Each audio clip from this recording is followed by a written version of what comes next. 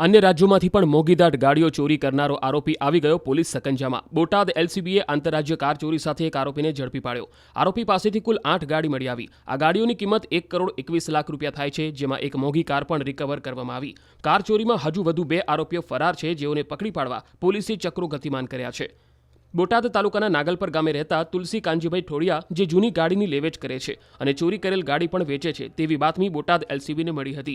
માહિતીના આધારે એલસીબીએ તપાસ હાથ ધરતા અલગ અલગ કુલ 8 ગાડીઓ મળી આવી, જેમાં ફોર્ચ્યુનર, ક્રેટા સહિતની કુલ 8 ગાડી શંકાના આધારે લાવવામાં આવી। પોલીસે તપાસનો ધમધમાટ તેજ કરતા તેમાંથી 3 ગાડીઓ દિલ્હીથી ચોરી હોવાનો ઘટસ્ફોટ થયો। આરોપી બ્રિજેશ મોણપરા અને અન્ય એક આરોપી રમેશ હાડગડા ફરાર છે। આરોપી કાર દેખો એપના માધ્યમથી અકસ્માત થયેલ કે અન્ય કારોની ચેસીસ નંબર અને તેની આરસી બુક મેળવી ચોરી કરાયેલ કારનું વેચાણ કરતો હતો। અગાઉના જે ચોરીના ગુના છે એ પણ બીજા રાજ્યમાં એણે આચરેલા છે, એટલે બીજા રાજ્યમાં વગેરે જગ્યાએ તપાસ કરી અને એનો ગુનાહિત ઇતિહાસ છે કે કેમ એ અંગે તપાસ ચાલુ છે।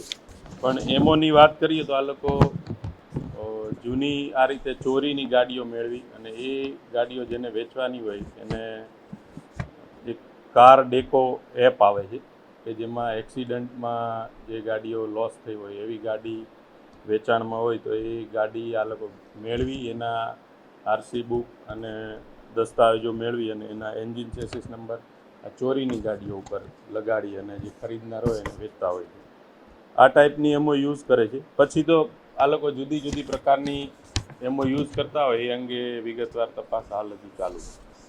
એણે અલગ અલગ જગ્યાઓ પરથી જે ચોરીની મોંઘી ગાડીઓ હોય એ મેળવી અને બીજાને વેચી દેવાની એ પ્રકારની એમો આચરી અને વાહનો ભેગા કરેલા। એ પૈકી પોલીસે તપાસ દરમિયાન કુલ 8 ગાડીઓ, જેમાં એક કિયા, એક ક્રેટા, 3 ફોર્ચ્યુનર અને સુઝુકી કંપનીની એક એસ ક્રોસ છે, એક બ્રેઝા અને એક બલેનો, એ રીતે કુલ અત્યાર સુધીમાં 1 કરોડ અને 21 લાખનો મુદ્દામાલ કબજે કરવામાં આવ્યો છે।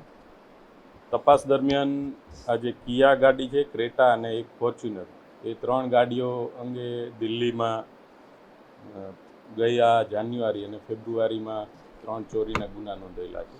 બાકીની જે ગાડીઓ છે 5, એના એન્જિન ચેસીસ નંબર આધારે વધુ તપાસ ચાલુ છે।